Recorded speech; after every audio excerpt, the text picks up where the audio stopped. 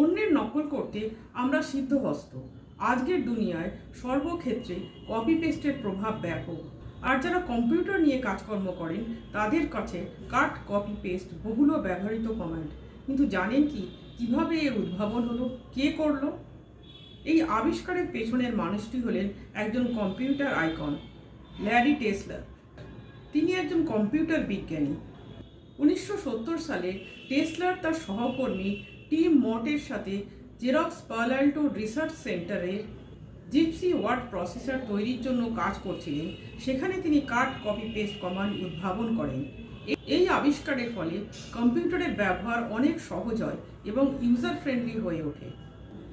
1983 সালে লিজা কম্পিউটারের অ্যাপল সফটওয়্যারে এই কমান্ডগুলি প্রথম অন্তর্ভুক্ত করা হয় এবং 1984 সালে ম্যাকিন্টশ কম্পিউটারে অন্তর্ভুক্ত করা হয়। তারপর 1985 সালে উইন্ডোজে অন্তর্ভুক্ত করা হয়। কম্পিউটার নিয়ে যারা কাজ করেন তাদের কাছে জানতে চাই, দিনে কতবার এই কমান্ড ব্যবহার করেন? কমেন্ট বক্সে লিখে জানান।